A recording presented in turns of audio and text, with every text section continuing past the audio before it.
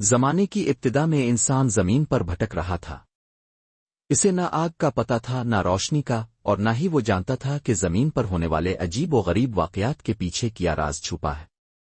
لیکن انسان کے دل میں ایک چیز تھی، تجسس۔ یہی تجسس سائنس کا پہلا بیج تھا۔ ایک دن کسی جنگل میں شدید طوفان آیا۔ آسمان گرجنے لگا اور اچانک بجلی کا کڑکا ہوا۔ درخت میں آگ لگ گئی۔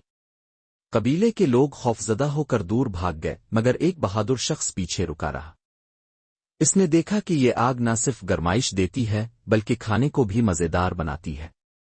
یوں آگ نے انسان کو سردی سے بچایا اور کھانے میں ذائقہ پیدا کیا۔ کئی برس گزر گئے۔ انسان نے آگ کو قابو میں کر لیا تھا، مگر سامان کو ایک جگہ سے دوسری جگہ لے جانے میں اب بھی دقت تھی۔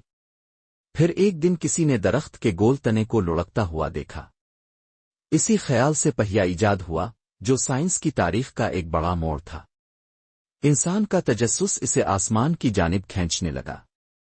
کیوں سورج طلوع ہوتا ہے؟ چاند کیوں بدلتا رہتا ہے؟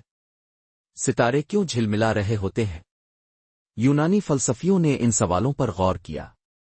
پھر گیلیلیو نامی سائنسدان نے ایک دوربین بنائی اور دیکھا کہ آسمان میں موجود اجرام ویسے نہیں ہیں جیسے لوگ سمجھتے تھے۔ کئی صدیوں بعد بینجامن فرینکلن نے ثابت کیا کہ بجلی بھی آسمانی کڑک کا ہی ایک حصہ ہے۔ پھر مائیکل فیرڈی نے اس راز کو مزید کھولا اور بجلی پیدا کرنے کا طریقہ دریافت کیا۔ آج کا جدید دور اسی بجلی کے بغیر ناممکن ہوتا۔ پھر 20ویں صدی میں انسان نے خلا کو تسخیر کرنے کا خواب دیکھا۔